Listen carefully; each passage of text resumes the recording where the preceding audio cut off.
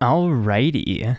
What is going on, guys? It's Tazz here, and welcome back to the channel for another episode of the Legion Lounge Live. And tonight I am joined by my good buddy, good friend of the channel, Daren. How you doing, man? So glad to have you back here for another live stream tonight. Oh man, it's quite a doozy, man. It's great to honestly be back here and chatting with you once again on a pretty crazy movie indeed. A movie that I think we've been waiting for quite a long time. Oh yeah, no, I think it's no small feat to say that Across the Spider-Verse was probably one of the most anticipated movies of the year, definitely the most anticipated animated movie of the year, and I think in a lot of aspects it definitely delivered. Seeing a lot of the talk online before the movie came out, people that saw like early previews and everything seemed to really enjoy the movie. It came out Thursday night for the previews, Friday night tonight is kind of like the full opening, but the kind of soft release was Thursday night. That's when we both got to see it, luckily. And so now here at the beginning of the stream, I just wanted to kind of talk about maybe just a general spoiler-free thoughts for people that haven't seen the movie yet. So Daren, what are your just, I guess, general thoughts on the movie after seeing it? Yeah, no, man. I personally really loved this movie, of course, like coming off of the first one, which I personally think is one of, if not the greatest comic book movie of all time. And then going into this one, I was so excited. I thought, pulling off a sequel to this movie was going to be definitely a real uphill battle. But no, I loved it. I had a great time. And again, I think it's such a massive undertaking and just a massive film. Like, there's so much film here. There's 2 hours and 20 minutes of a film, and it doesn't feel it. Like, the movie goes really, really fast. And I personally love it. And obviously we'll talk about why later on. But I really enjoyed this one. Yeah, I think Across the Spider-Verse was one of the biggest animated movies I will say that I've ever seen, one of the longest animated movies. The first one, Into the Spider-Verse, was definitely revolutionary, I guess you could say, for the time that it came out.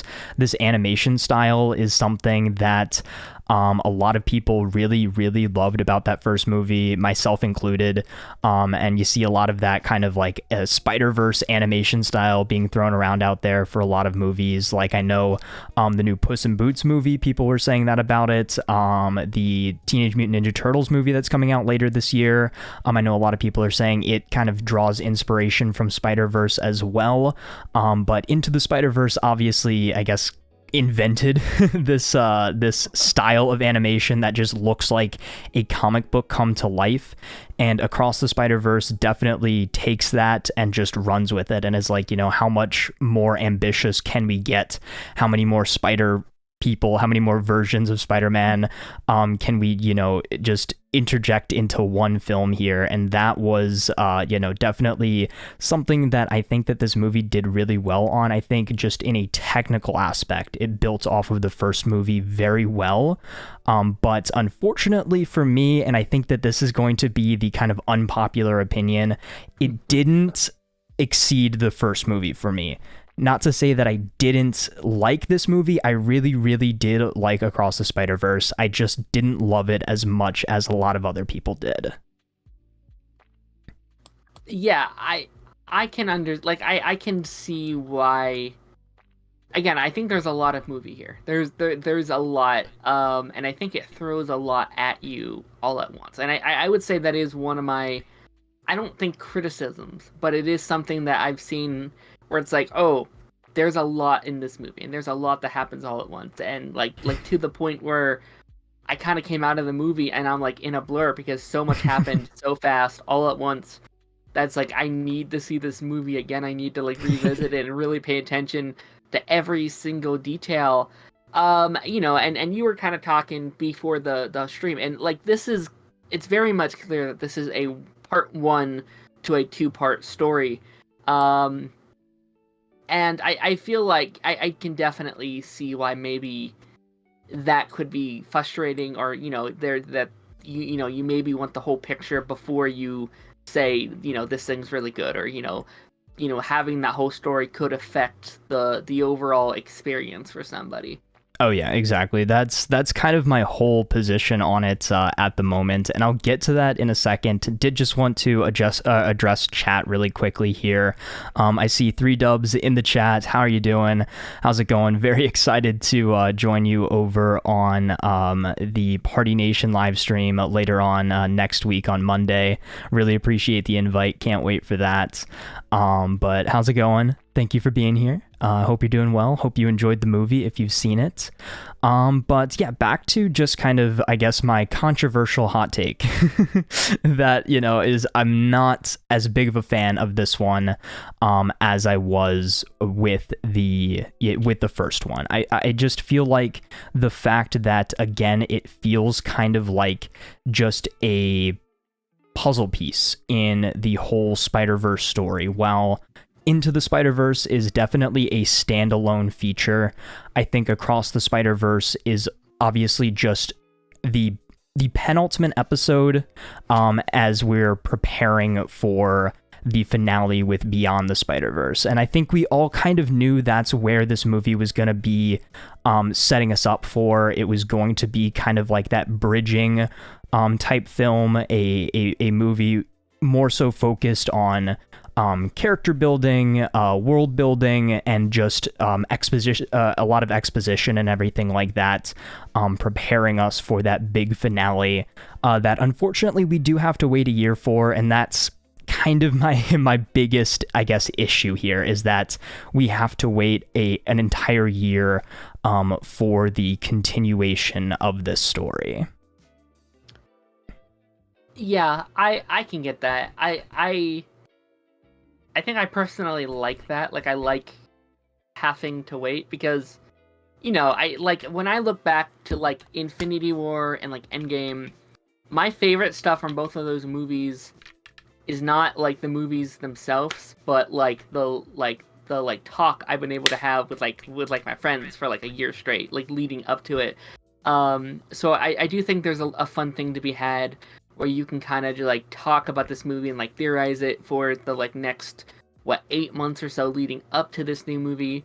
And I think it does in my personal opinion, I do think it still does a pretty good job at fleshing out these characters' arcs and kind of what they're doing within this movie. Like, it doesn't feel like, that the story's unfinished. Like, it still kind of feels like the characters led themselves through an arc in this film, and it doesn't feel like a half a film for like me personally. Mm-hmm. So, like, especially when you look at characters like Gwen Stacy, which I think goes through a massive kind of arc in the story, which I'll say she played a much bigger role in this movie than I thought she would. Like, I was very shocked, which I was very happy about because I loved her in the first movie.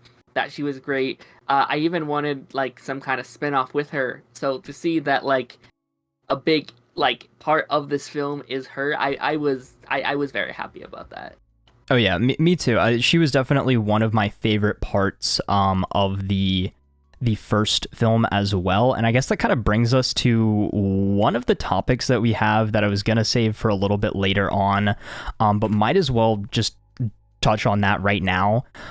Is that apparently we are actually going to be getting a spinoff with Gwen Stacy as Spider-Woman, an animated film, so just a spin-off from Spider-Verse, and it definitely makes a lot of sense, as she was a massive part of this film, and I think that was one of the strongest aspects of the movie, was just fleshing out her character a lot more. And in some ways I found sometimes her story was almost more interesting even than the main plot with Miles and stuff like that. I feel like I almost wish that we had gotten maybe like a movie in between the first one and the second one that was just Gwen Stacy focused, and that could kind of set this movie up a little bit better and make it so that Spider-Verse 2 and 3 could have just been one big movie, which it sounds like that was the plan originally, that they wanted just one big multiversal adventure, but it just got too big, so they decided that they had to split it into 2 movies. And that's really that's really going to be like the deciding factor for me once we have both puzzle pieces. Once we have the penultimate episode and the finale, watching them together, I think then, seeing the full vision come together will be something very fun, for sure. Yeah, no, I think... Because I think this movie does, in some weird ways, improve the first one, just because it does add a lot from that first movie, and it does transfer over. And I assume the third one will do the same. I do think it will build on top of what this movie already did, and I think when we see all three pieces kind of come together, I do really think this is going to be one of the greatest, like, comic book trilogies of all time. I think it might ultimately be this, like, almost perfect package, which I am very excited for. But like going into like Gwen Stacy and her spinoff, like I wanted that to begin with, and I think it is very interesting because obviously like this movie alone you could do 15 spinoffs. Like there's so much here that you can dive into. But I think my brain is also now kind of trained to look at like, seeing like the MCU and like kind of what they do and like everyone loving these like cinematic universes, and it's like, that's very cool, but could you keep up the level of, I guess, like cinema that they've been able to put out with these first two movies, right? If you do Spider-Gwen and then like Spider-Punk and like Peter B. Parker and then Spider-Pig, we get all these spin-offs that each one live up to the reputation that these films have been putting out. And I assume that the same crew won't be connected to each project, so obviously you'll get new directors and new styles and new themes, which is of course what you want. But I do wonder how much of that would change and be affected when you bring on new filmmakers. But I would love it, and I think there's almost something interesting to be said about like a very different kind of cinematic universe where like usually when when you look at like the MCU or like the Arrowverse, it's all kind of set in one Earth, and like this would be a franchise running without like different Earths. Like it could be set on 212 and then 107 or whatever. I think there's something kind of fun to be had, and I almost feel like it could be like an anthology series of like Spider People. I think that could be kind of fun. Yeah, but I don't know. I would be very down for a spinoff. I don't know if it'll actually happen. I know sometimes like Sony says a lot of things. Yeah. And that one was coming from Avi Arad, who's been involved in these Spider-Man movies forever. But you can't always say that it's 100% fact gonna happen. But I hope it does. Sure. I also want to say, there was a second announcement that came out recently that I bet you want to talk about later, but I think there is something to be said about, it kind of feels like Sony's kind of getting themselves together a little bit. It feels like for the first time, I'm starting to see what I wanted Sony to do with Spider-Man. Like, obviously you have that main timeline inside the MCU and you want to keep that going, but they still own the rights to Spider-Man and only Spider-Man. And I wanted to see some of these characters come to life that they weren't using, right? Like we bring in Morbius and like some of these weird off characters where I feel like we're finally focusing on like the Spider People. We have Spider-Gwen and we have Silk and we have Spider-Man Noir, and they just announced like a Miles thing, and all these and even Kraven, which of course Kraven feels very in line with what they've been doing, but Kraven seems a little like they're using that property a little bit better. Like we have Rhino hopping in there, and Madam Web I've heard very good things about. Like I think Madam Web is about to set up a really cool film in like the history of like Spider-Man, and it feels like finally like they're using Spider-Man in a way that could be very fun and interesting that we maybe didn't get with your Venoms or your Morbiuses. Oh yeah, no, totally. It definitely feels like Sony is finally starting to understand what they want to do with this whole Spider-Verse. They have access to, like you said, just a plethora of characters, not only Spider-Man, but his rogues gallery, other versions of Spider-Man, and just, making all of these different projects with them and trying to, service each character to the best of their abilities in the format that best works for those characters. And I really think that, again, what they're doing with the animation just goes to show that everything doesn't have to be a live action movie to, do justice to a version of a character. You're definitely held back in a lot of aspects whenever you go and do a live action movie. But with Spider-Verse, like we saw, is the possibilities are endless. It's just how long do you want to spend meticulously animating each frame of this 2.5 hour movie, But yeah, I think that's kind of where I'm sitting right now as far as just where I'm feeling about the movie without going into too many spoilers at the moment. This is going to develop into a spoiler stream, but I just kind of wanted to get as many, spoiler-free thoughts out there. Again, I know I have that unpopular opinion, but I just want to put this out there and say I didn't dislike the movie by any means. I really did like it. I'm just not as in love with it as it seems like a lot of people are. It's not a perfect 10 out of 10 for me, but there are still so many great aspects. Again, it's a technical marvel, no pun intended. But it visually looks incredible. It builds off the first film in so many great ways. The voice cast is borderline perfect, I think, and it just, some very small things bothered me that brings the overall score down. Just the fact that it kind of ends very abruptly. It feels like, just a piece of a puzzle, and the fact that I would have just almost rather Sony wait and just release Spider-Verse 2 and 3 as just one big 3.5 hour epic. I don't know. Iron Man has joined the chat. Yeah, no, I mean, I can definitely see that. Again, it didn't bother me personally. I like a good cliffhanger. I like being able to wait a little bit, but again, I agree with you. I think once that second one comes out, it will be even better. I think it will be an even better film. Yeah, and I think that's it. It will, finally have its completion to that puzzle piece.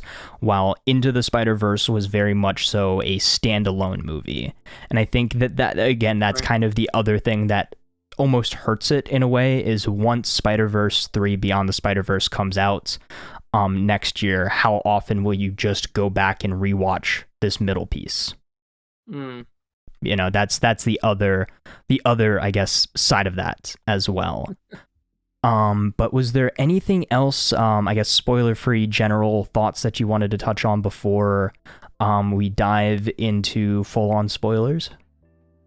Yeah, I don't really think so. I think this movie is kind of hard to talk about without spoilers, just because so much of the film is cameos and other Earths and surprise and details. I will just say I think this is one of the prettiest films I've ever seen. This movie is gorgeous. 5 seconds in, and I was enamored. Like that opening 3 minutes where it's Gwen doing this thing. I won't say what yet, but the opening bit with Gwen is so it's gorgeous. I felt like I was in a art museum. It was crazy. So yeah, I guess that's all my spoilerly thoughts. Yeah, definitely. Just overall animation just immediately makes it such a great movie, and just for the visuals alone, I would recommend going to see this movie. If you're a Spider-Man fan, I would recommend going to see this movie. If you're just a general Marvel fan, not maybe a massive Spider-Man fan, not super well versed in the Spider-Verse of it all, I would still recommend going out and seeing this movie and just, as always, formulating your own thoughts and opinions. These are just my opinions. Those are just Daren's opinions. We don't want to influence you one way or another on these types of things, but just give our positions, give our opinions and everything, and hopefully help some people that might have been on the fence about seeing this movie the push maybe that they needed to decide one way or the other. I would overall recommend going to see it. It'll be a fun time. I had fun going to see it, and I think pretty much anybody who's a fan of this genre and would just like a spectacular looking movie, you'll have a good time. Uh, but 100%. yeah, totally. So I think with that, we will cut the, spoiler-free discussion and say big old spoiler warning. So if you haven't seen the movie yet, if you care about spoilers, now's the time to step away, maybe go see that movie, put us on pause, put this in the watch later playlist, come back once you've seen it. But if you have seen the movie, if you don't care about spoilers, we're going to just deep dive right into things. So, right off the bat, who was your favorite variant of Spider-Man, Spider-Woman, Spider-Person, Spider-Thing even? Oh man, I mean, there's so many. Like, I think, if we're talking about like the main kind of few, probably Spider-Punk was a lot of fun. I think he really carried. I felt like he has automatically had this fan base now, like, to him. And yeah, no, I thought he was a lot of fun. If we're talking about some of the smaller cameos, I think like Spectacular was kind of fun to see again. I think that Spider-Man's a lot of fun. I liked the like horse Spider-Man, the cowboy and his horse. I thought they were pretty fun. Why is he wearing a mask too? He needs to conceal his identity. I see 3 Dubs says Scarlet Spider was interesting to see. Yes, he was a very interesting part. I definitely, hope we see more of him, in a future installment. I'd say for me, probably for like, I guess the main cast of characters outside of Miles, who was amazing as always. And I think these movies and the games have made me a much bigger fan of Miles Morales. Yes. Just, and it also kind of just goes to show how overpowered he is with that Venom ability as well. Like, he's just cleaning house in everything, in the games, in the movie. Like, he's like the most overpowered Spider-Man, just for the sheer fact that he has that extra ability, and that's very cool. But I'd say for the main cast of characters, Oscar Isaac Spider-Man 2099 had to be my favorite main Spider-Man, and that theme that played every time that he showed up, it was like this riff on the Spider-Man Unlimited theme. It was very cool. It was very menacing. I just wish we didn't see so much in the trailer. It kind of spoiled a lot of his involvement, a lot of his direction. I will say it set him up as more so the antagonist of the movie, and that wasn't really the case. So I give them that for not really revealing his true intentions. But I just kind of overall, number one, wish that we saw more of him. But also I just thought he was super cool, and I thought Oscar Isaac did a great job voicing the character. And he's definitely gotten a lot bigger since the last time we met him. A lot more menacing. Yeah, no, I really liked. I thought he made a pretty good like antagonist, because he wasn't a villain, but he's definitely like our like antagonist of this movie. I thought he did I think that they did a really good job at making us like hate and also care for this character so much, like all at the same time. I think all of his like flashback stuff and like his origin stuff was done very well. I will say about like the trailer, I that middle bit of the movie is like all of the trailers. Yeah. All of the, like, yeah. I wish we didn't see the scene where like all the Spider-Man are like running after Miles. I think all that should have been cut. Maybe show more from the first half, because oh yeah, I 100% agree. 100% agree. That first half, the first almost hour, I feel like almost none of it was in the trailer. And I think, it's like, we're like an hour in, and it's a very kind of basic Spider-Man movie. Like, it's just kind of Miles being a kid. And I liked that. Like, I kind of, like, as much as I love the multiverse, there's a part of me that's like, I would just love a film where it's just Miles being Spider-Man. Where, like, the plot is him just, like, going after, like, Vulture or something. Like, it's just Miles being that character. And who knows, maybe we will at some point. I don't know what the future of like the like Spider-Verse franchise, I guess, is like the third one, his last film, where we're going with that character. But I do think there's something really fun kind of about seeing his home life and seeing him with his parents and school and various Spider-Man things.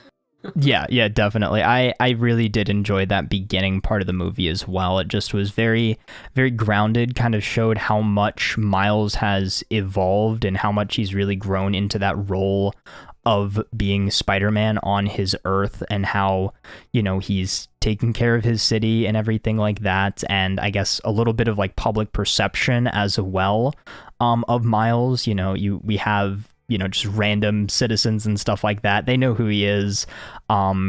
He's seemingly working with his dad, as his dad's becoming the police captain, I believe.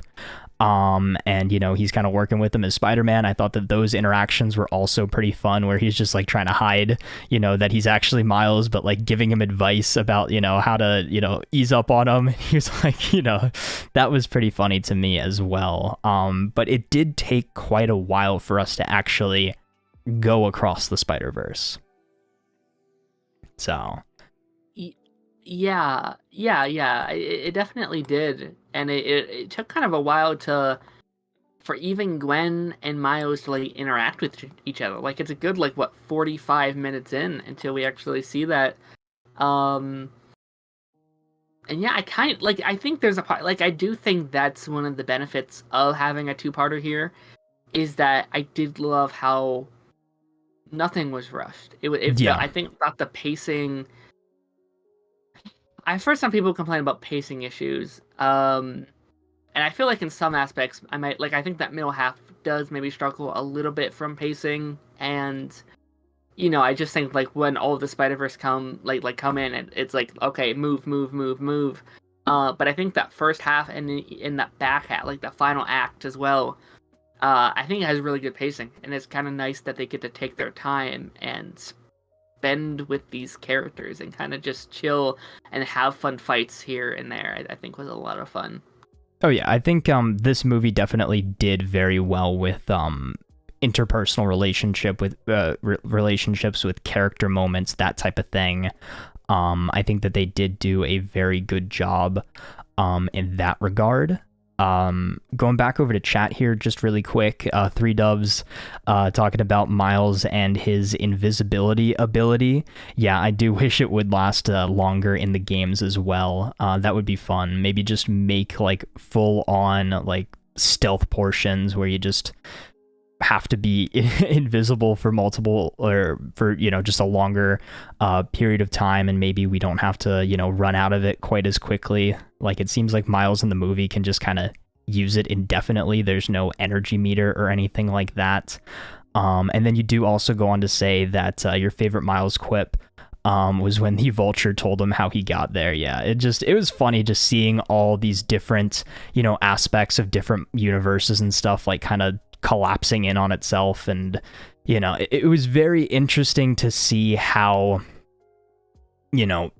each spider person played into everything, and how just the integrity of the timeline was so important, and one little misstep here or there, one little aberration could just cause the entire collapse. And I think that kind of brings us back to Spider-Man 2099, and his whole, I guess, motivation and goal in the movie. And he's just kind of the grizzled veteran Spider-Man. He's seen some stuff, definitely seen some stuff in the multiverse throughout his time. And that's kind of made him the Spider-Man that doesn't make any jokes, really. He doesn't, throw out too many quips or anything like that. He's very much so, straightforward, focused on the mission. And that mission is preserving the integrity of the timeline. And I like how they referred to it as the canon. I know a lot of us fans always talk about, movie canon, game canon, that type of thing. Just what is canon to this universe? And, for those who don't know really what canon is, they haven't seen that term thrown around a lot. I'm sure it wasn't as big of a, fun moment for them. But for those who do use the term canon, I really liked that. in the movie as well, and they referenced it quite a bit. Daren, you are muted. I knew that. I was testing you. No, I thought that was really fun as well. Just felt like and it makes a lot of sense too. Like that each world would have their own canon, and we obviously pull from so many shows and movies, and I think especially like I know the like Spider-Man fan base isn't the most peaceful place, and I think there's a lot of talk about what's canon and what's not, and who's the best this and who's the best that. So it was a lot of fun getting to see just like use the word canon a lot. I think was like really funny. 3Dub saying that he's hearing people saying that it seems like they retcon No Way Home. I didn't see that at all. I feel like they just referenced it. And it was, a nice little throwaway reference. He was like, Doctor Strange and that nerd on Earth 109999, maybe plus minus another 9. I didn't see any. Yeah, what were we saying? Yeah, no, I thought, I even saw some people on Twitter saying, like, pointing out, like, the reason why MC Spider-Man isn't here is because he literally hates them for messing up the whole, like, multiverse. And I don't mean to jump ship, like, because we're going to talk about. At the end, there's a scene at the end where I thought they were pulling it in. I don't know if you know what I'm talking about, but, like, at the end, there's a twist where, like, his parents don't like know who Spider-Man is, and there's a second where I was like, oh my gosh, the like whole spell hit, and like they can't, like they don't know who he is. I was like, oh no, that's Peter Parker. Right. Yeah, no, I guess just touching on that, I think that was probably my favorite reveal of the movie, was that they sent him back to the wrong Earth. Sure. So I guess like just setting it up here, Spider-Man 2099 leads the super secret spider society that, preserves the integrity of the timeline, right? And Miles Morales he's like, I'm a Spider-Man too. I want to join the club. And Oscar Isaac's like, no, bro, sorry, you're an aberration.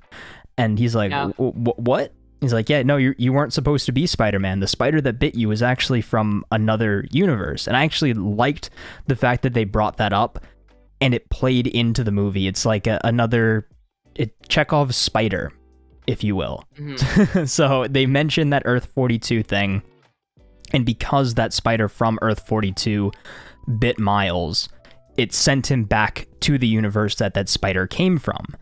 And that spider that universe came from is now a universe without a Spider-Man. And we don't really see too much evidence of that when he first gets there. But then, as you were saying, once we, kind of sit in this universe a little bit longer, Miles tries to reveal to his mom that he is Spider-Man. And she's like, who's Spider-Man? Are you doing cosplay? You going to Comic-Con? What's the Spider-Man you speak of? So yeah, he's on this Earth where Spider-Man never existed. His dad, unfortunately, passed while his uncle's still alive, and he is working with his uncle not to fight crime, but commit it as evil Miles with the dreads. Yeah. Evil Miles with the dreads, just to differentiate the two. But he is the Prowler of Earth 42. What'd you think about that twist? Yeah, no, I thought it was a great twist. I thought it was a great kind of ending leading into this next film. And, it was a good twist. Like, I don't want to say I saw it coming, but kind of as we were leading into the scene, I guess, and like once it's like they don't remember, I was like, oh, I wonder who. Like, I think as soon as he got hit, I was like, is that supposed to be Miles? I'm not sure because it didn't look like Aaron hit him. Like, right. It didn't look like that in the scene. So I was like, oh, we got Miles up in here maybe. I do like the twist that he is back on the Earth that was supposed to have a Spider-Man, and because he took that spider, this world has kind of went into ruins, and it's like a doomsday type world, and I'm very excited to explore that world.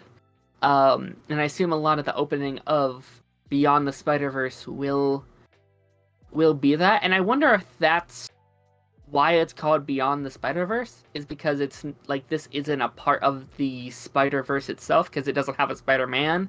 Right, right. Wonder if that's it, or if we literally go like beyond, like if we go like beyond what we've seen here. I don't know if that's into live action or if that's whatever we're doing. But yeah, no, I thought it was a pretty good twist. Oh yeah, and that actually brings up a very interesting point. I'm glad you said something, saying live action. The fact that we actually got multiple live action cameos, references in this movie. We visited the Venomverse, and we saw the lady, the shop owner, and she was just unsurprised, unfazed by everything that was going on.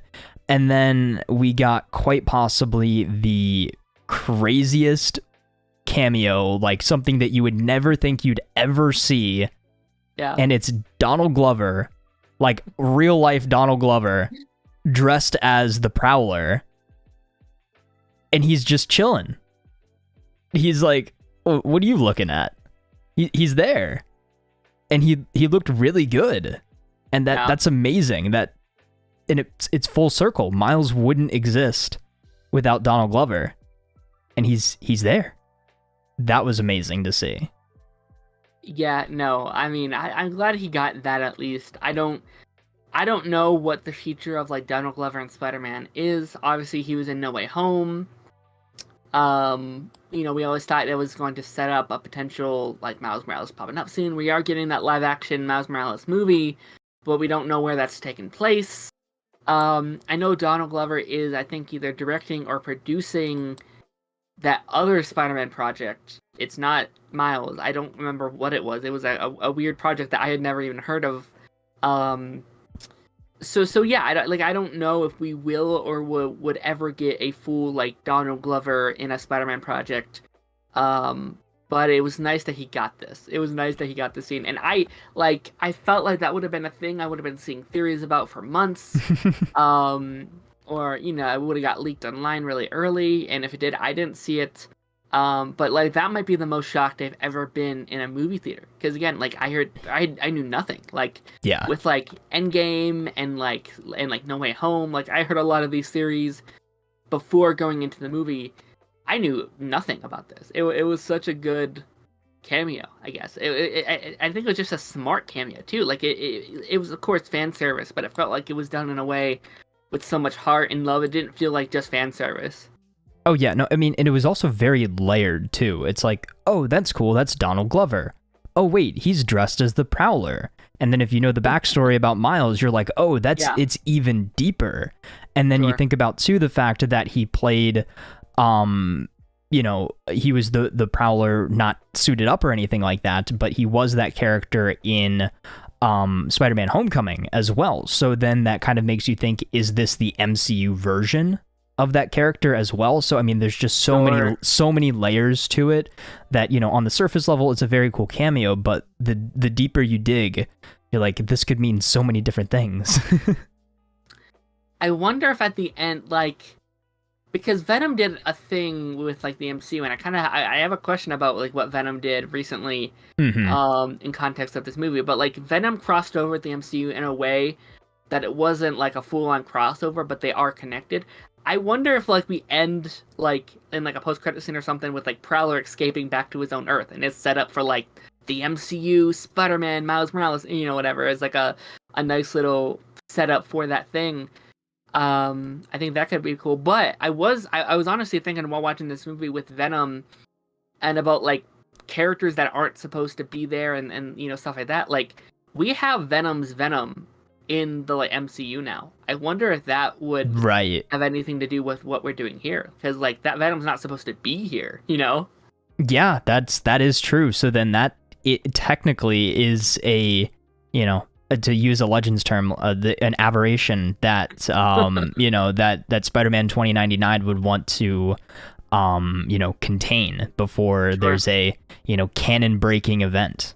But as we're talking about the MCU and No Way Home again, 3 Dubs does say that there's a theory just to touch base on No Way Home. MJ doesn't remember Peter, but she remembers dating Spider-Man, so I have a feeling that's how she regains her memory. Just a random thought. What do you think about that? How does she get it back? That it seems like he thinks that MJ remembers dating Spider-Man, but not specifically Peter Parker, and some sort of overlap there is going to give her her memories back. Maybe. Possibly, because, like, Spider-Man did, like, swing her around, right? And stuff like that. So yeah. she could have, you know, I assume it's going to be a very much, like, I don't, like, back in Supergirl Season 4, where, like, Alex, like, forgets her sister and stuff, or, like, forgets her sister Supergirl, but, like, she slowly gets him back from, like, the power of love and stuff like that. Yeah. I assume that will be a route that we go. Maybe that's the way they do it. I'll be honest, I'm in the camp where I don't want that movie 1, or, like, I guess movie 4.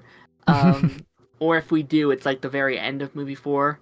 Yeah. And then that's a plot line we dive into in movie 5. I think movie 4 needs to really be Spider-Man just kind of chilling. Like, I think I want it to be not a small film, but a very contained film. I want it to be very much Spider-Man doing Spider-Man things and meeting characters that we haven't seen in a while. Like, I want your Black Cats and your Kingpins and your Shockers and your stuff like that to flesh out that world of Spider-Man, because it kind of feels like Spider-Man's finally, like, I love the MCU Spider-Man, but I do want to see Tom be Spider-Man. Like, it feels like we haven't really got to see that in live action yet.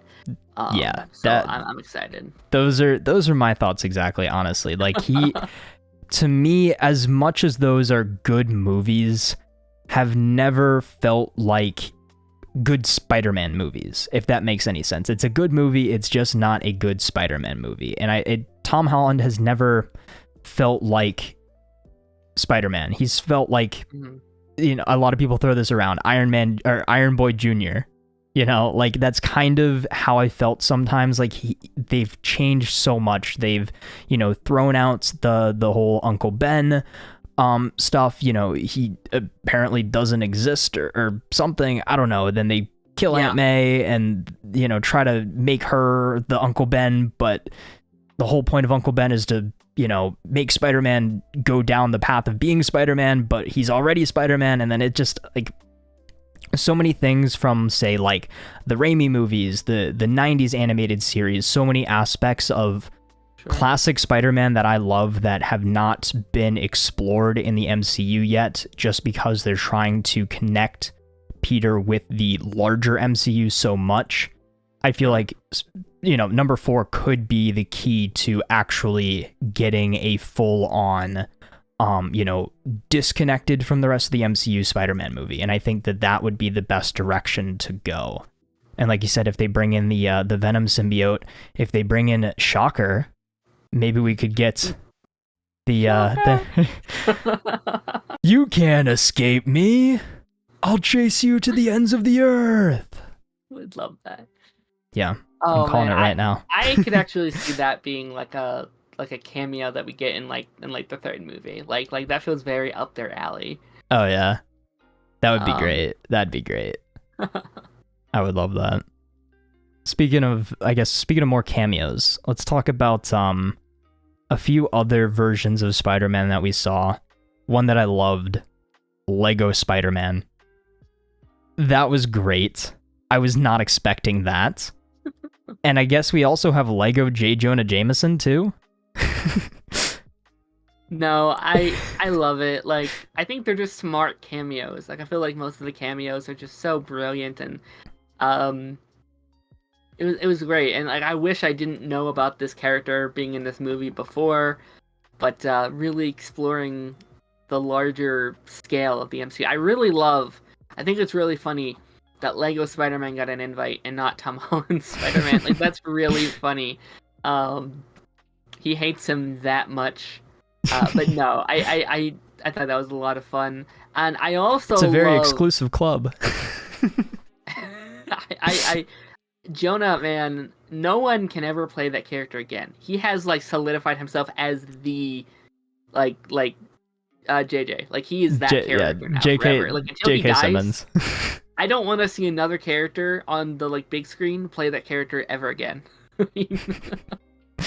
Yeah, Oh J.K. Simmons is J. Jonah Jameson in every universe, in every form, whether he's a human, whether he's animated, whether he is a Lego minifigure. yeah.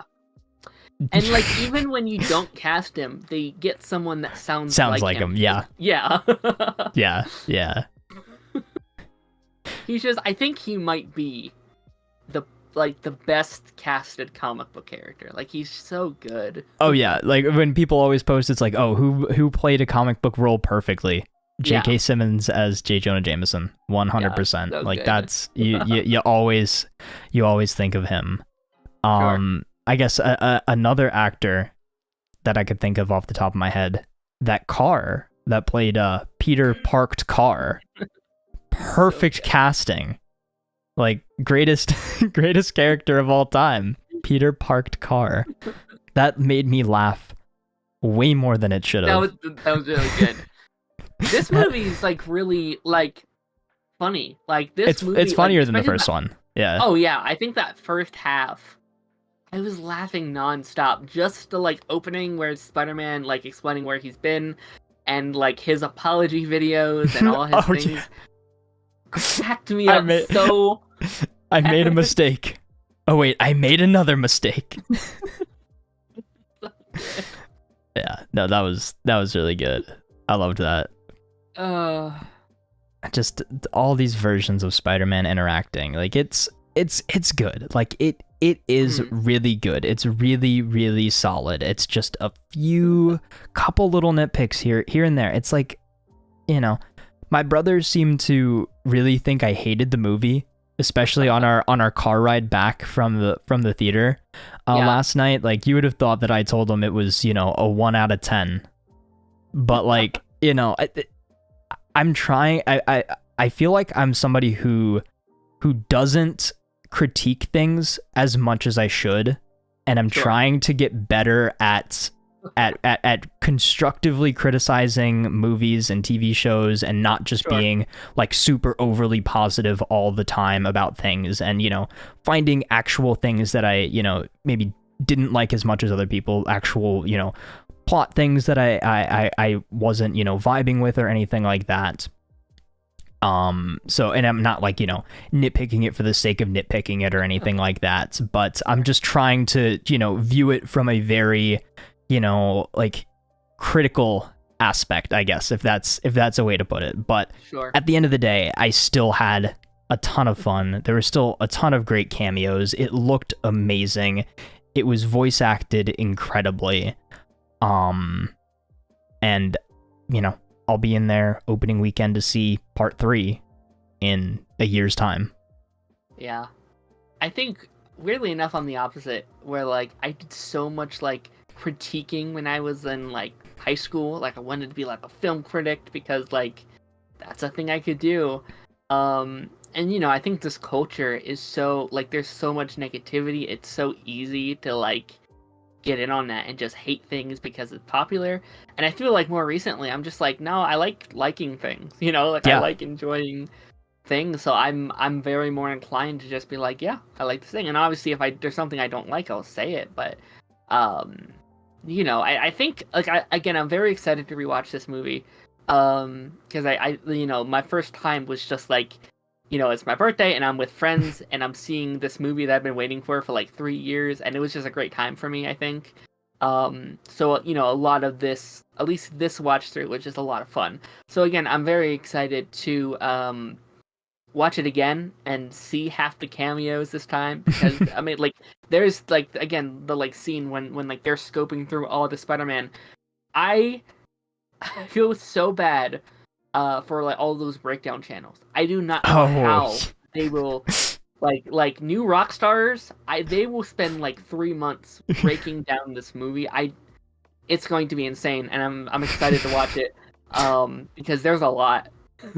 Welcome back to 101 facts about Spider-Man Across the Spider-Verse. There had to have been like thousands. in this movie. Like there are so many. Oh yeah, no, like I think this is going to be one of those things where people are finding little Easter eggs in like the backgrounds of frames for years. Like there's no way we find every Easter egg and reference by the time part 3 comes out. Sure. So, because each frame is just so intricately designed. Every frame has a purpose in this movie. Like nothing is on screen that they don't want you to see.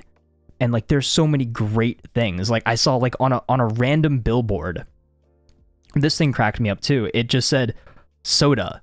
It's a generic brand.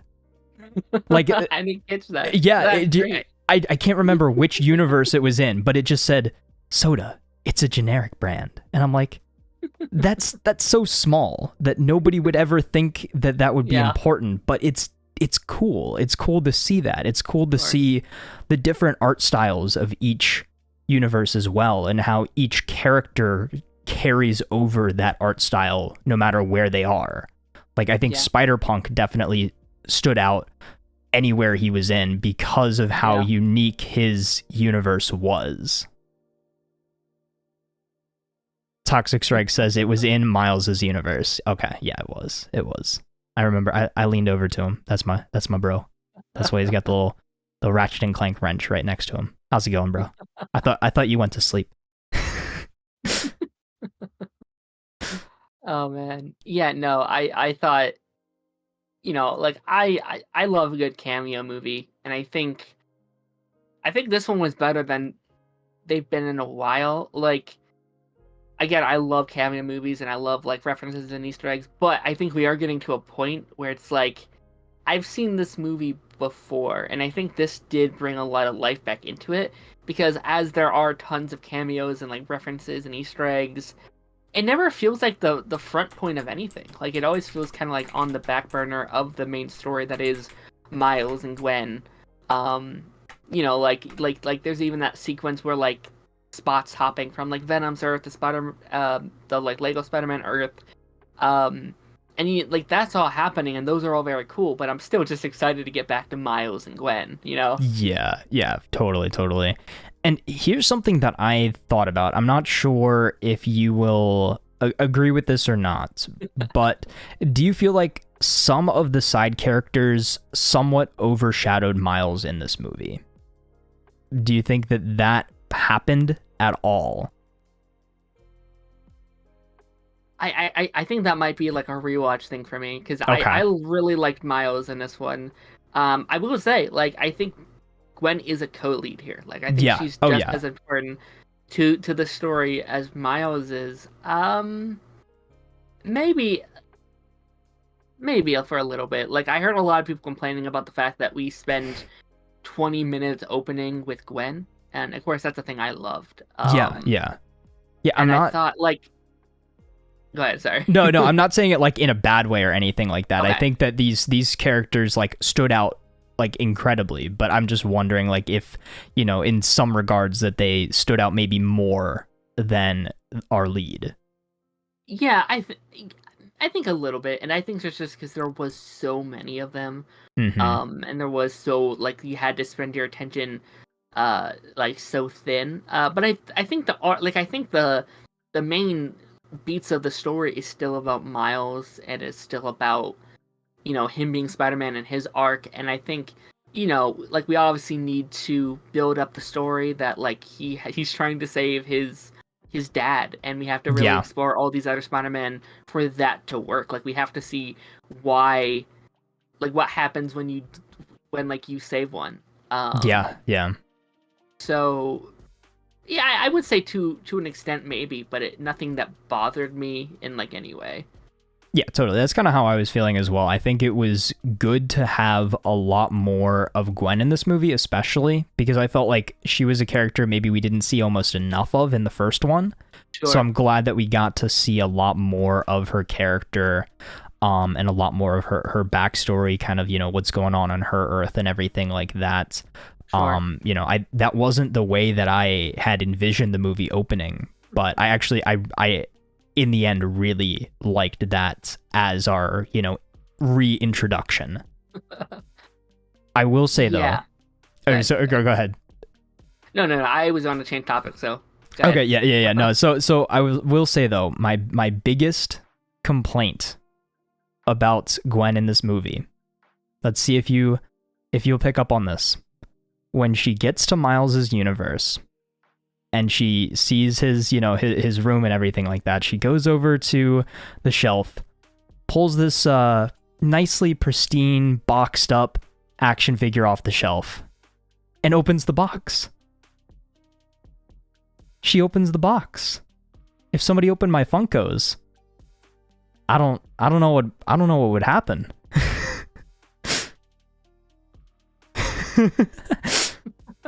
Funko's out of the box. I don't got room to talk, I don't think. I thought that was hilarious. That was really funny. That was the funniest thing. That was perfect. I wonder I don't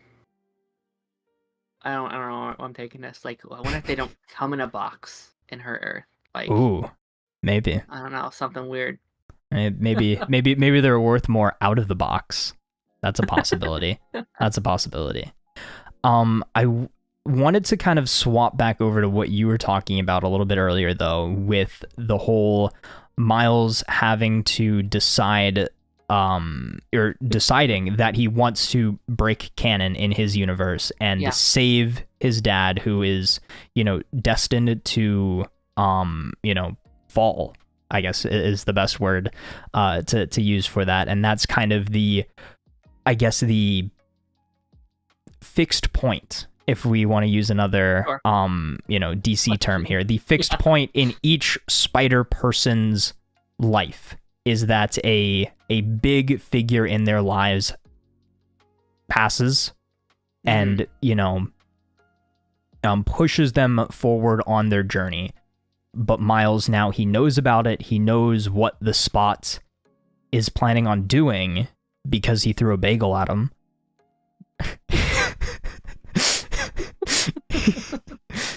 that was another thing I loved. But he knows what the Spot is. He knows what the Spot is planning. How do you feel about that? Do you think Miles should change the timeline if he can? Do you think that the pros outweigh the cons? Do you think he should preserve the canon? I think his arc is ultimately going to be like he has to accept fate. It feels like that's your casual lesson of the week kind of thing that we'd give to Miles. But I almost wonder if we're going to go down a route of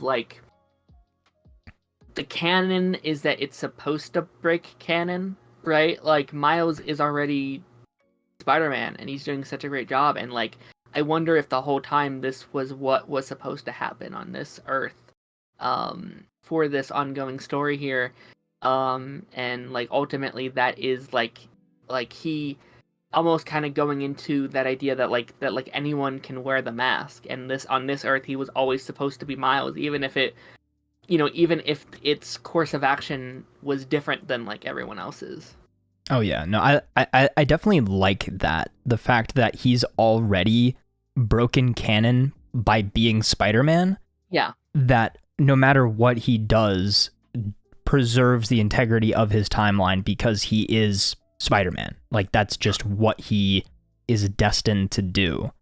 Going over to chat, my brother Toxic Strike, I feel like the decision that he was going to break canon was already known, which is why they never wanted to bring him on board. Him being an anomaly possibly allows him to prevent canon breaks, like a new ability. That's interesting. That is interesting. That is interesting. The fact that he himself is already an aberration, an anomaly, that he, no matter what he does, just is.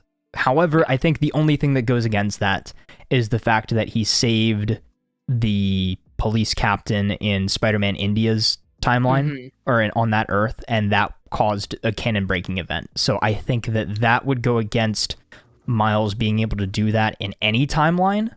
Sure. But I think I think that is an interesting idea for his own universe, which has already experienced that canon breaking event with Miles becoming Spider-Man. yeah, I wonder, like, I wonder if on his Earth he doesn't even have a canon. Like his whole thing is that like anything can happen here. He's writing his own story.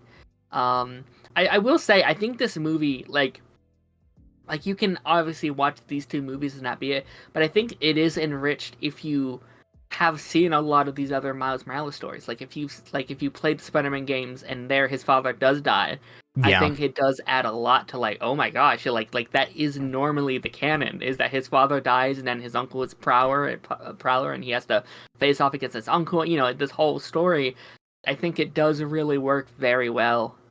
Yeah, that's a really good point, and I think that that's something that is kind of giving you an enriched viewing by being caught up with the wider Spider-Man canon. If you've played the games, you see how that unfolds. And I think also, speaking of the games, I did like the reference with Genki playing the Spider-Man game, and apparently if you look close enough, that's the UI of the second game of Spider-Man 2 that's coming out later this year. So they're ahead of the curve.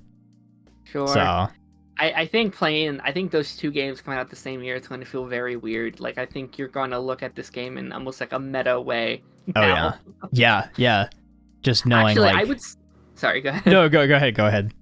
No, I think this movie almost like changes your viewing experience for almost every Spider-Man movie, because like you're going to look at these films in a very meta way. I think like, you know, you have to wonder like, why didn't they pick Andrew Garfield's Spider-Man? Where is Toby? You know, like why didn't they pick these characters?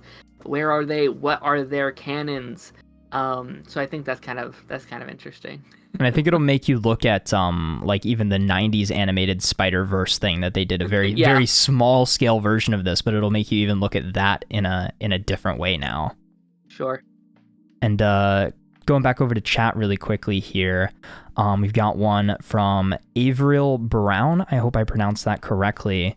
And they said, mad it's going to be a part 2, but he's already created an anomaly and his universe is fine, so he could save his father and break the cycle for all the other spiders. That's an interesting theory that I believe what you're trying to get at here is if Miles, quote unquote, breaks canon, saves his dad in this universe, or in his main timeline, that would allow other spiders to then break canon in their own timeline. Sure. That would be pretty interesting. Uncle Ben's just alive everywhere. Spider-Man just doesn't exist. Uncle Ben. No, I think that's definitely possible. I think, you know, kind of going into this movie, it felt like his arc was like, I need to accept that people die, and kind of looking at it now, it does seem like it's going to be, I can kind of do what I want because I'm Spider-Man. Might be his ultimate arc that he's always kind of been like self-conscious about him being Spider-Man, right? Like he's always going to be the second Spider-Man, and I think that arc could like relate a lot to the real world, where everyone's like, he's not Spider-Man, he's Miles Morales, and some weirdos out there could like turn into a really interesting story about literally Miles finally believing him like in himself to be Spider-Man, and to be a true Spider-Man at the end of the movie, that he doesn't have to follow by everyone else's rules. I think could be a really cool story for him. Oh, yeah, no, I think that, and that also plays into how in the first movie he wanted to live up to all of the other Spider people. Sure. He wanted to be like them. In this movie, in Across the Spider-Verse, he wanted to fit in. He wanted to belong with this, Spider Council, basically.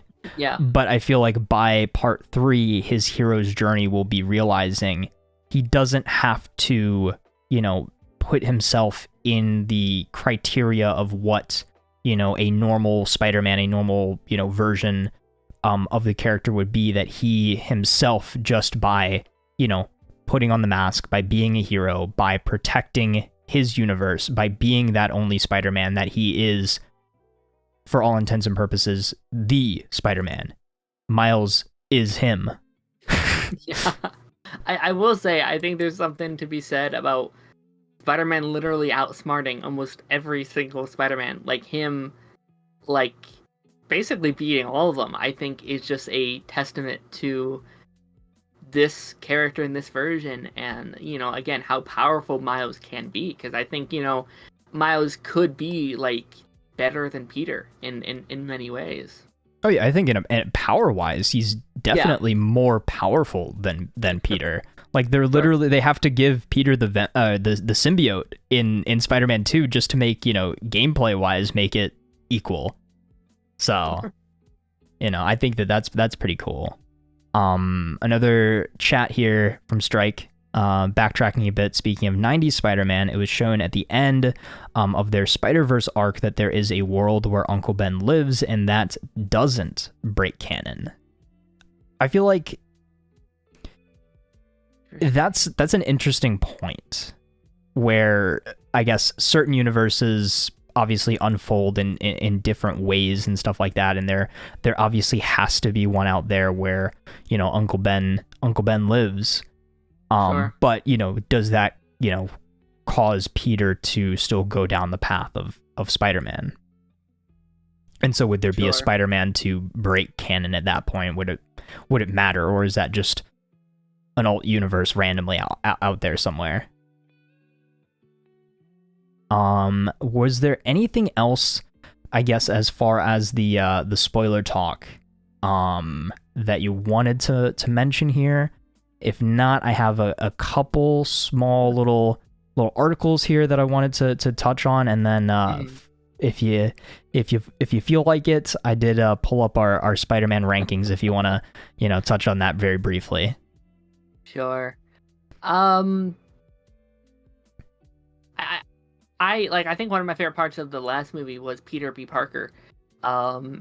And I loved him here, and I don't know if anyone else watches the show, but I recently started New Girl, and he's one of the main characters in New Girl, and it's a very different experience watching that after seeing him. But no, I thought Peter B. Parker in this movie, I was very curious to see how we were going to integrate the old Spider-Man people with the new ones. Obviously, we brought back Gwen, and Peter as like the main ones, and then we kind of left out like Peter Porker, and then all those guys for like the most part, but it was right until the very end. Yeah, I think he did. I think he was in just enough. Obviously, I would have loved to have seen more of him, but I think his almost little arc, of kind of seeing where Miles has grown and almost like he almost like jumped to like the teenage stage of his of like his parenting, and he got to see, okay, like training Miles what brought me to wanting and to be able to have a child, and now as I step into this new part of his life, I get to see what it's like to have like a teenager and to like fail and to not succeed in almost raising this teenager, and I think that's going to in like a weird way affect his parenting and how he raises Mayday. At first I thought it was really funny him just bringing the baby to a fight. I don't know if I would have brought Mayday to this new brawl, but that's me, Peter. I don't know. He's just like, don't tell your mother, and she just puts on a little spider mask. I thought that was cute. That was fun. Mayday was very, very cute. I liked her a lot. She's just crawling all over the place, and Spider-Man 2099 was just not having it, unfazed. Like, take your baby somewhere else. Yeah, I will say I loved that final shot of just all the how we like combined these two teams from the last movie to this movie to form. Like, I wonder if we end the movie with like a new Spider Society type thing, like this team of Spider-Man. I don't know. Oh, that would be very interesting. Yeah, I assume was Spider-Woman in that group as well. The Jessica Drew version. I don't remember. I know she was outside. She was outside. Right. She was outside the house and everything, and she saw. I guess she kind of like laid back while Gwen went in and talked to Miles' parents and stuff like that. I can't remember if she was actually in that final group shot or not. Or if she's still at the moment Team Spider-Man 2099. Yeah, I don't remember, but I would imagine at some point throughout the movie, if she wasn't there originally, Oh yeah, she joined the group. And I assume she'll hop over. Miguel would also eventually kind of maybe join the crew, because it seems like the ultimate like villain. I wonder what the next movie is really going to be about. I mean, the Spot's going to be the villain, I would assume. Yeah. I wonder how we balance like Miguel and Spot and Prowler, and how it kind of all connects into this larger story. Because you could have a whole movie where it's just Miles on this other Earth, just like doing Spider-Man things. And, fighting the Prowler. Like that could be a whole movie by itself. So I don't know. I'm excited to see how long this third movie is. Is it the same length? Is it 3 hours? How crazy would a 3-hour Spider-Man movie be? If it was 3 hours, then that would definitely make sense as to why it was like chopped off, and I was like, okay, we gotta have 2 separate movies here. Like in total, 5.5 hours for one story would be insane. Yeah, that would definitely bring back the old style of just, multiple discs and having to, or like, side 1, side 2, and all that type of stuff. But sure. Bringing back the topic of the Spot, though, we did have 3 Dubs say this quite a while ago. I'm sorry I didn't get to it when you put it in here. I hope you're still hanging around here. But he did say, what if we get the Spot in Spider-Man 4 as a second fun end credit scene? That'll be hilarious. Like, he pokes his head in and is like, nope, and goes back into his hole. Yeah, that would be funny. I hope he pops up just everywhere. I think it's so cool that they decided to take this not only a very obscure, random, super deep cut background character in the first movie that randomly got hit by a bagel from Miles when they were escaping this compound, but the fact that they decided to make him the big bad of the trilogy, and the big bad of the trilogy is in itself a deep cut character with the Spot. Like, who would have thought the Spot of all Spider-Man villains? Sure. And I also like how they literally made what everyone's saying about that villain, like his motive. Like, I'm not just a villain of the week. Like, I thought that was great. You're very menacing. I also just thought, like, I love that actor. I think he's great in almost everything I've seen, and I think he had just a fun back and forth with Miles, and I think he did form a connection with Miles that was very interesting, and I wonder if that's kind of part of an arc. Like, out of all the Spider-Man he could have, like, out of all the Earths he was on, out of all the Spider-Man he could have bonded with, he bonded with Peter, or with Miles. I wonder if that's like a like meta commentary on, like, I don't know, like 1 in a million or something. I don't know. He just wants a nemesis. I'm your nemesis. I don't know you, dude. Where'd you come from? Why you got all these holes? All these interdimensional portals. Yeah. I think, like, just about, like, this movie being funny. I think, again, that first half and just the back and forth between Miles and him was great.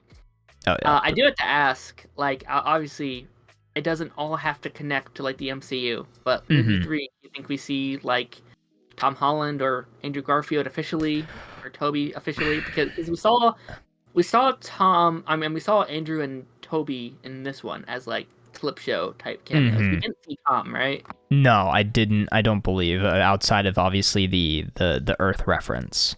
Yeah. I don't know. That's a difficult one. Obviously, these movies are being made around the same time. Sure. So for, all intents and purposes, they're kind of like a product of, whenever they started production and stuff like that. So I'm not sure how far along No Way Home was at that point. I'm not sure how far along Spider-Man 4 will be in development by the time Beyond the Spider-Verse comes out and everything like that, especially because of, like, the writer's strike and stuff like that. I don't know if they'll be able to, rewrite things, add them in there. And I don't know really where we're going to be in this, MCU multiverse saga. So if I had to bet on it or anything like that, I would say most likely just like clip show cameo type of things. Sure. I wouldn't expect anything massive. I will say I think the way we could somewhat see a crossover on this is if they take maybe the animated characters and throw them into live action. Yeah. If they bring these actors and allow them to play live action versions of the characters, maybe not in mainline MCU, but maybe once we get to, say, like, you know, Secret Wars and Battle World and all that type of stuff, that maybe you'll see, you know, Miles from the Spider-Verse, but just the actor. I believe Shamik Moore is his name.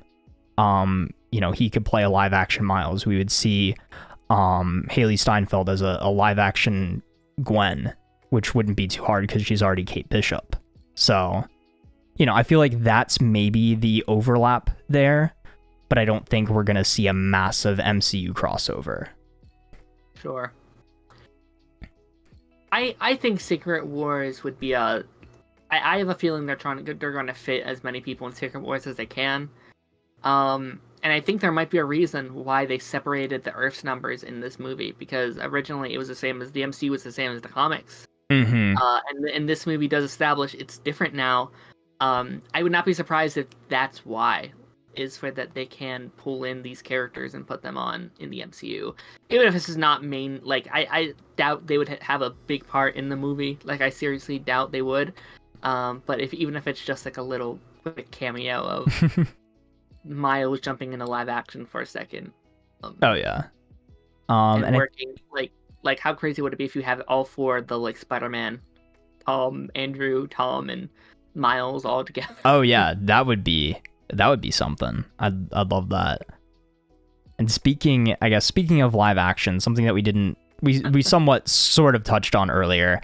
Not really like an article or anything like that. Just live action Miles Morales is in the works, and I kind of goes into what we were saying. Would you like to see the voice actor transition into live action if this was going to be connected to the MCU, or would you like to see them obviously recast for someone a little bit younger and play like that version of Miles that we see, say, at the beginning of Into the Spider-Verse, or say in the Spider-Man PS4, PS5 games? What's your take on that? Yeah, I wouldn't want the voice actors. I think he's like 40. Like I don't think I'd want to see him play. I'm very confused on where this movie is supposed to take place and what universe. Is it the MCU canon, like we've been setting up for a while? Is it like, do we end Spider-Man 3 with them going into a live action like universe, and that's where this movie takes place? Is it the Sonyverse? Are they making Miles the main Spider-Man for like Venom and like Morbius? Oh, that would be very interesting. Is it like a complete new Elseworld altogether? Like, is it on its own completely? Which I would not be against. I don't know. I will say I'm very excited for this because I think, you know, of course, currently there's so much like Miles Morales isn't Spider-Man. So the fact that he's now have gotten three animated movies, three games almost. Yeah. And now a live action movie, and he's currently, I'm not a big comics guy. Like I don't keep up on as much comics as I want. But like from what I hear, his comics are a lot better than the Peter Parker comics currently.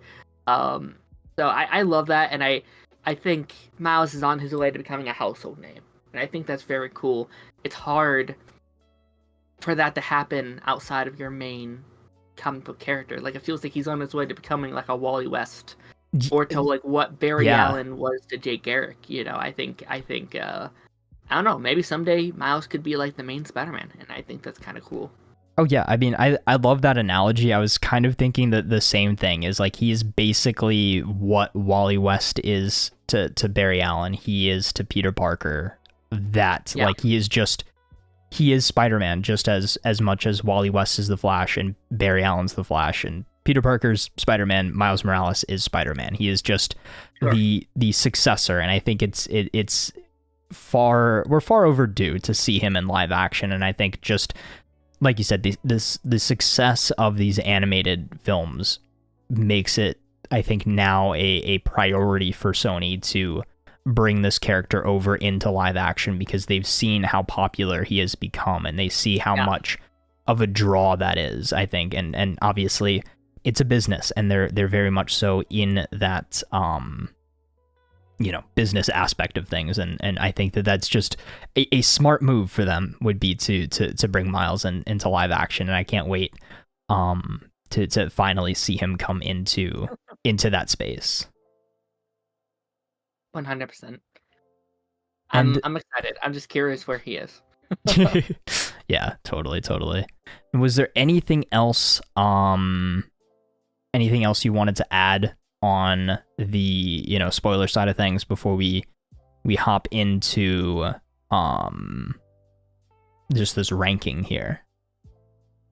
I don't think so. I think we covered most of it pretty well. I just want to say, like, go watch this movie if you like. I really mean this. I think this is the best medium to tell these stories. I've said that over and over again, but I think like these movies prove that like they can be superior to like live action adaptations of these comic book stories. And I think if we want to see more of them, we have to like support when they come out. And I think it's currently doing really well. It's still pretty early to tell, but I hope this movie does well. And of course, if we get the Gwen Stacy spin-off, like that's a big step forward. What's next? Can Sony do more? Can Marvel see that and be like, oh, these like people really like these movies, we should do them too? And of course, James Gunn is doing stuff with the animated stuff, and I'm so excited to see what that looks like. So yeah, just go watch this movie. I think it's pretty great. Enjoy it.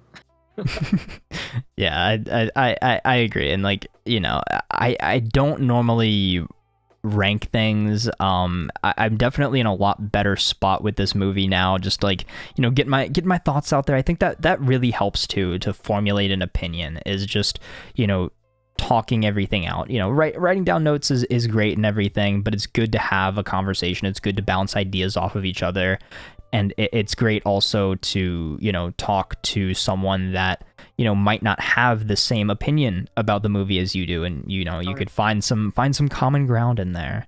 And I think it definitely, again, is a movie that is a technical masterpiece. It looks stunning. It is a comic book come to life. I love all of the visuals are just meticulously crafted. It looks great. I love the frame rate thing that they do, where they change between your standard 24 frame movie frame rate and like drop it down to like 12 in some aspects for like certain things, like explosions, just to like convey different emotions and stuff like that. I love that as well. I think, again, this is very much so your bridging movie, your exposition, your character development movie, your penultimate episode before the finale, which Beyond the Spider-Verse will be the finale. And I feel like once we have that full story played out and all released and everything like that, I might also see this in a different light as well. I know a lot of people are, comparing this to, say, Empire Strikes Back. I think in many ways it is, the Spider-Man Empire, because you're kind of, the heroes somewhat lose, but you have a hopeful ending as well. So I think in that regard it does, pay homage to it as well. And I'm excited to see where everything goes from here. In Empire, Luke gains a father. In this, Miles loses one. Miles might lose one, yeah. Unfortunately. And he technically did lose one on this new Earth. Yeah, that is true. And instead of, no, I am your father. No, I am you. You are me. But who are you? So with that, I did want to pull up the rankings that we have. Okay. I have the tweet that you posted earlier today. I will say I've changed mine since then. Oh, you have? Okay, hold I've on. changed. Every time I look at like rankings, I change them a little bit. Okay, here, if you could Do we send it to you? send me your Okay. updated one, and then we'll pull that one up instead. Okay. We'll pull that one up instead. I Let me should have told you that before we started. I didn't think that you would have saved it. Yeah, no, I just saved the tweet. Let me find let me get to mine. I'll pull that one up. Okay, I'm good. I was looking over it just one last time to make sure it's good. I'm good. Okay. Man, my like MCU ranking changes literally every time I look at it. Like it's insane. I can't look at it without being like, you know what? I think differently. Hold on, we'll do move thing. I can't move that. It'll be like that. All right. And then you message it to me. Let's see.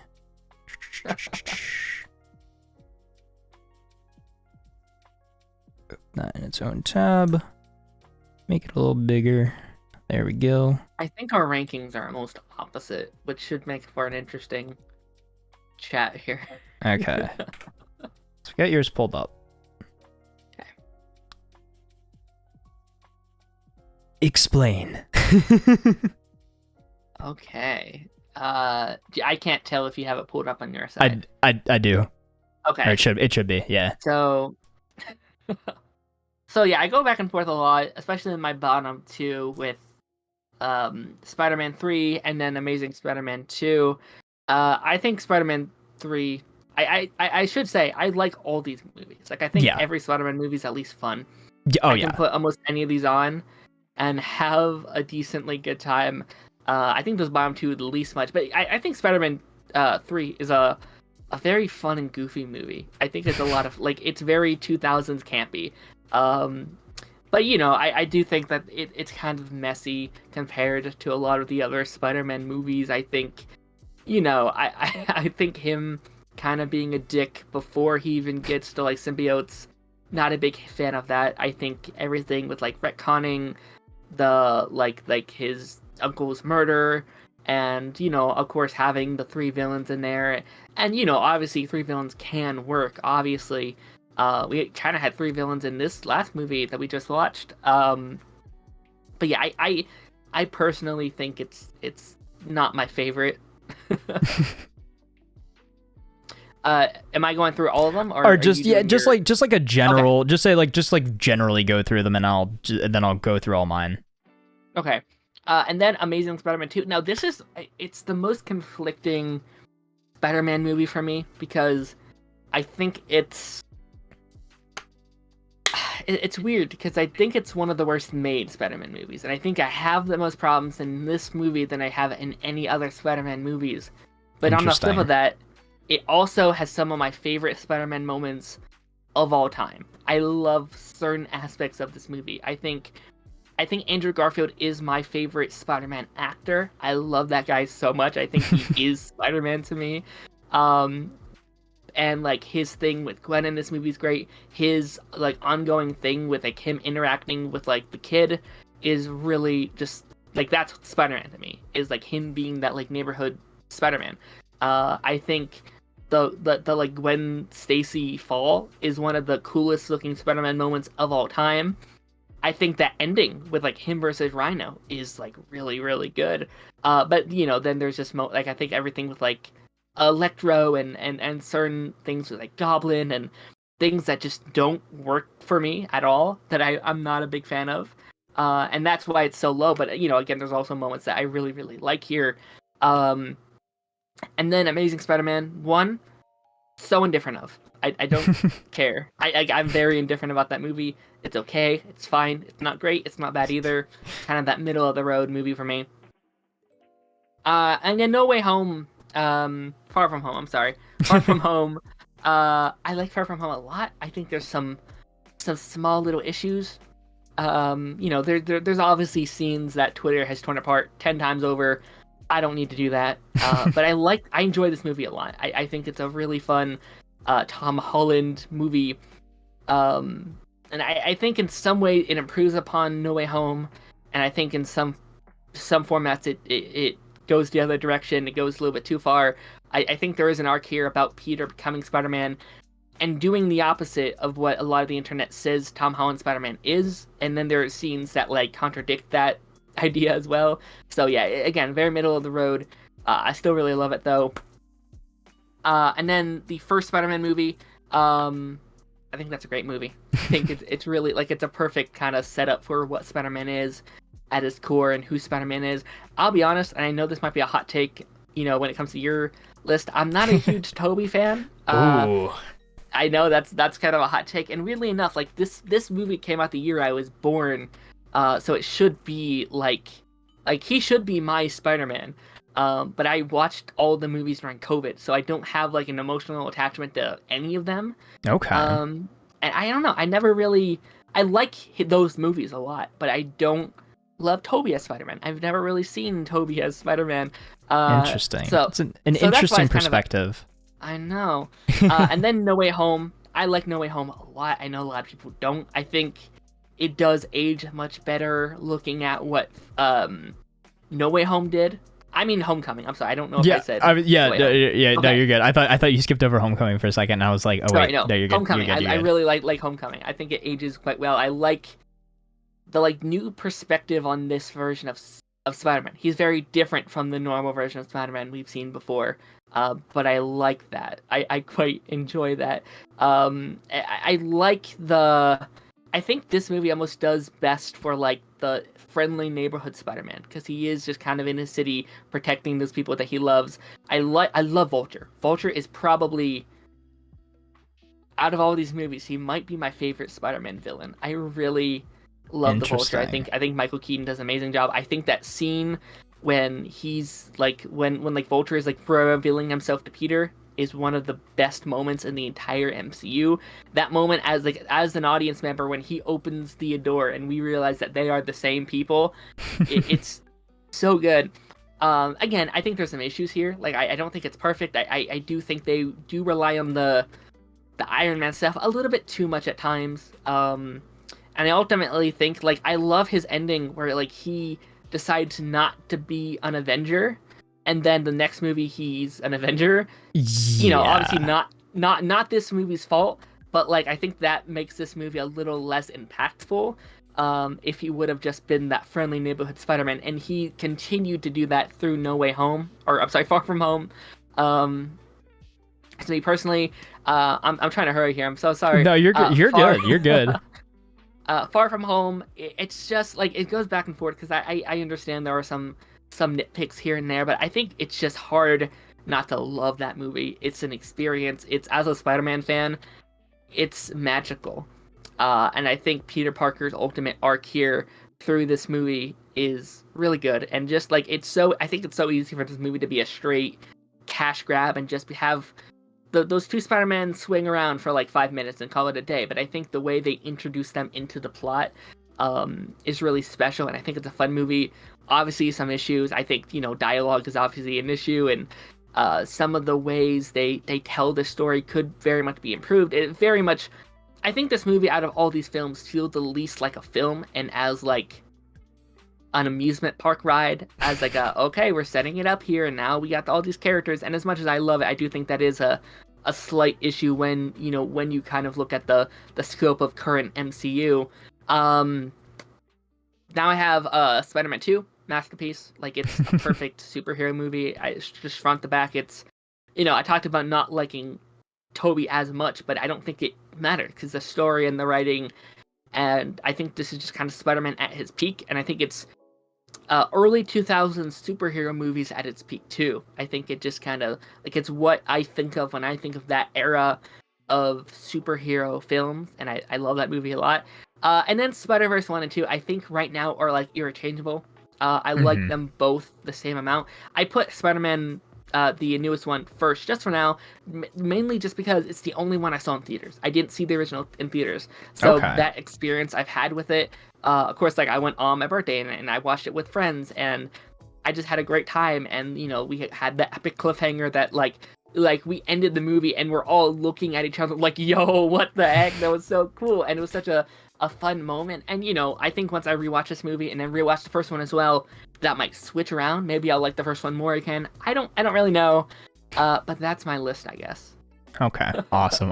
I love seeing just different, like I said, always like different perspectives and everything like that. Our lists, I think, are vastly different, very different, vastly different. But I think that there's a couple different reasons behind it, and I love seeing your reasoning behind all of them and everything like that, and I really respect that. And it's like I always love seeing different perspectives and everything, and I think in many ways too, this isn't like the movie you like the most and the movie you hate, but it's what you like the most, and it's just like you like the next one just ever so slightly less. Like we still love all of these movies, but it just this one's a little bit better. So I'm gonna transition us back to our main screen here while I pull my list up here. So let's see. I will say, like, when I saw your ranking, I was like, oh, that's a very different ranking than mine. Okay, I'm very curious to see why he chooses these in certain ways. And again, I think that is very cool. I think, the internet's a very weird place where if you have a slight different opinion, it can be life or death. And like even like I saw that you didn't really that you liked this movie less than everyone. I was like, yo, what the heck? But like now, officially hearing your kind of thoughts on it, I was like, all right, I can definitely see why you had these issues. Even if I didn't have those issues, it's a good thing to have these differences, Oh yeah, totally. So here we go. Here's my controversial hot take Spider-Man list, my definitive list at the moment that's always subject to change at any moment, just depending on which way the wind is blowing. Did you want to, or do you want me to start with my number 10, or do you want me to go reverse order from what you did? That's up to you. Okay. I think for just for fun, we'll go reverse order. We'll start with number 1.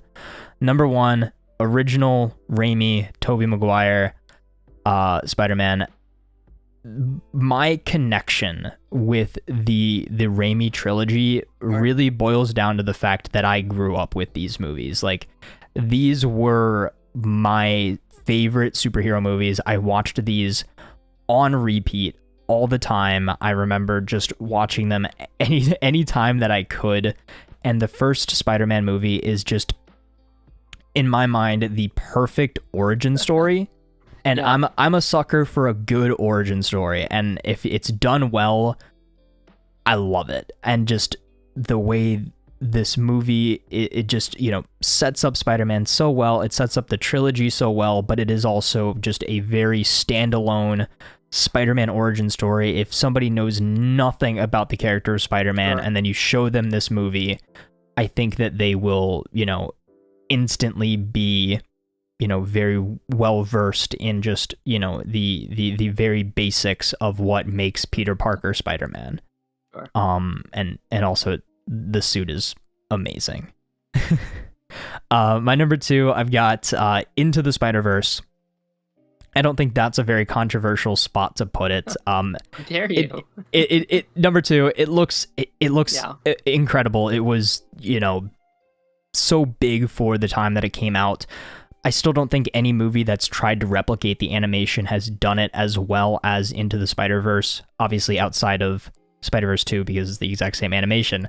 But I just think that animation alone, I think having our first full feature-length film focused on Miles Morales as Spider-Man rather than Peter Parker also makes it a very historic movie as well in the Spider-Man canon. And I think, again, similar reasons why I think Spider-Man 1 is very good is because it's an origin story. It's a very standalone movie, and you don't have to know really anything about the character going into it to enjoy it and to have a good time. And then my number 3 and number 4, we've got Spider-Man 2, followed by Spider-Man 3, kind of group them both together. Just the continuation of the Raimi trilogy. These are going to be in my, top 5 of always, I think. And It just, again, it comes down to the fact that I grew up with these movies. I think in a film aspect, Spider-Man 2 is a much better film than Spider-Man 3. It's much it's structured a lot better and everything like that.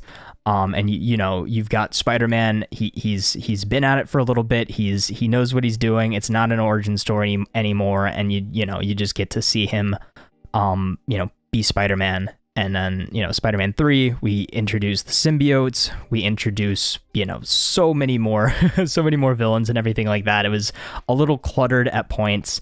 I definitely get that criticism. But just going back and watching it, it's a fun time, and It is.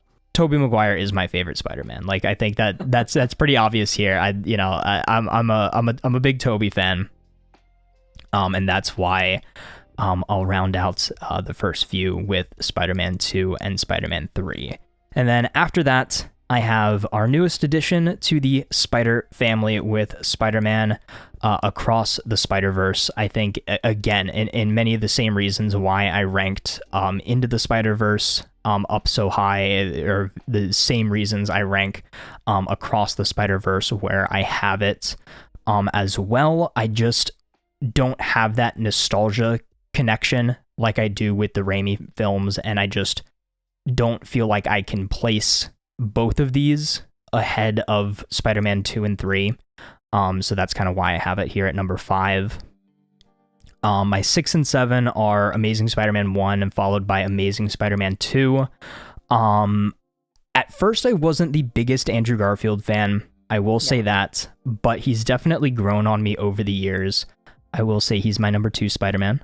But, I think these movies visually looked amazing. Like, nothing looked kind of like that as far as, live action Spider-Man beforehand. Like, I think they really nailed like the swinging, they nailed the movements, they nailed just like the look of New York City and everything like that. I think that these films, were just shot very beautifully. But I just don't think that the story of either of these holds a candle to the Raimi trilogy or the Spider-Verse duology, soon-to-be trilogy. And then rounding things out, we've got Homecoming number 8. Definitely my favorite of the 3 Tom Holland Spider-Mans, just because, again, it's not really an origin story, but it's kind of his origin story in the MCU.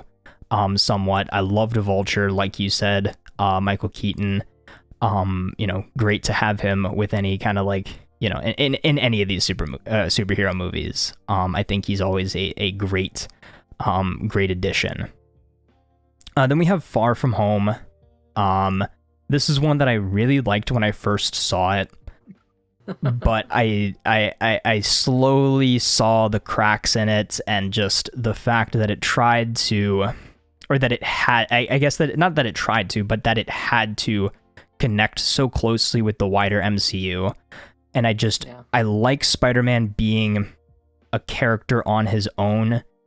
Sometimes, like, I don't like him connected to a lot of Avengers. I don't like him connected to a lot of that stuff. I like our street level friendly neighborhood Spider-Man stuff.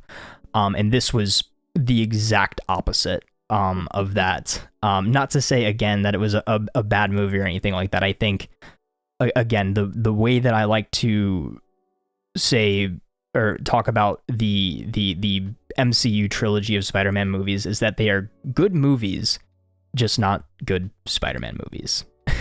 And then that brings us all the way down. Number 10, most controversial slot here, No Way Home. Now, this is an interesting one.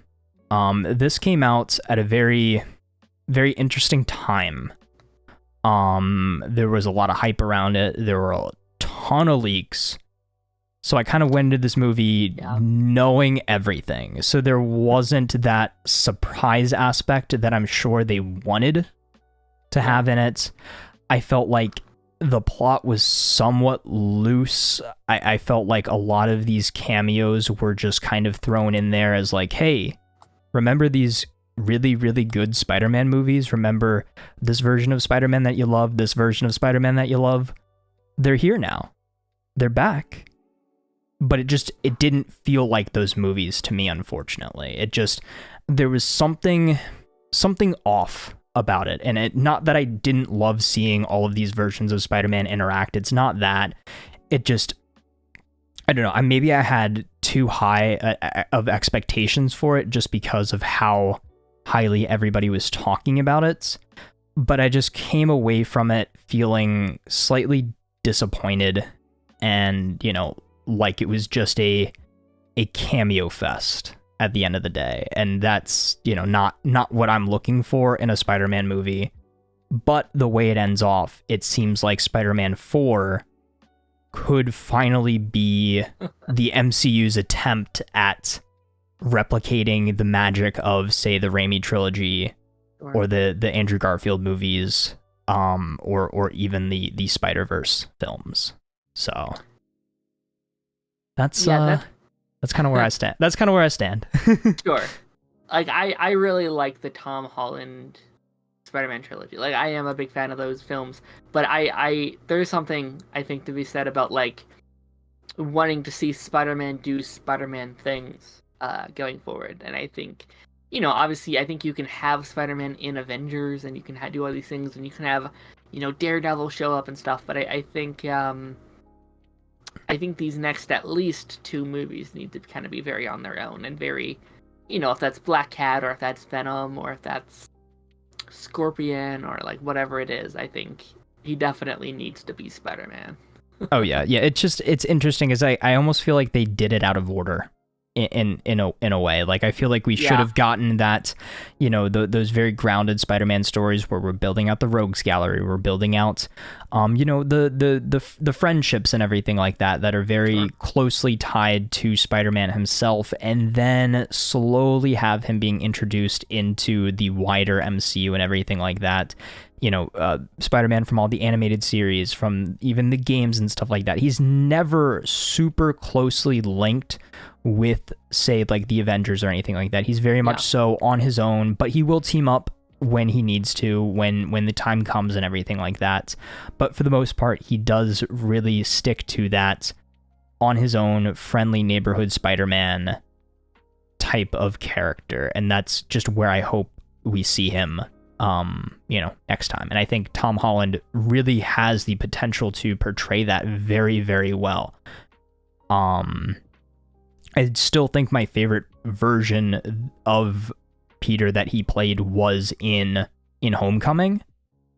And I just feel like I wanted more of that, and we got less of that in the next 2 movies and more of your Avengers Infinity War and Endgame style Spider-Man. Sure. If that makes any sense. But with that, we got the little clap there. I forgot about that.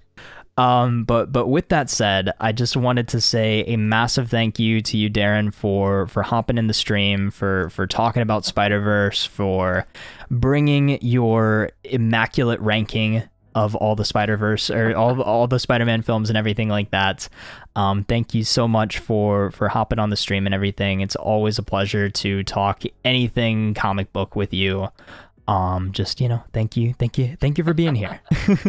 Absolutely, man. It's always a pleasure. And is there anything you wanted to plug? Anything you wanted to let the chat know about before we wrap things up? Yeah, man. I mean, I'll be doing practically the same exact thing next Friday with a good friend of mine. We're breaking out. I'll have seen this movie again, and we're gonna be breaking it down and talking about all the things we liked and probably the things that we didn't like as well. That's this Friday around 4:00. If you guys want to see me talk about the same movie again, go over there. Yeah, definitely go give Daren a follow over on Twitter if you haven't already. Go subscribe to his YouTube channel. He does some amazing streams throughout the week. We've got the pipeline whenever the DC TV shows air and everything like that. He's always streaming. He's always posting videos. He's got some amazing content, so definitely go check him out. Subscribe if you guys have not already. Here in the chat, I see 3Dubs is back. Great to see you here as we're ending off the stream. And I guess that also reminds me, I did want to, put it out there as well.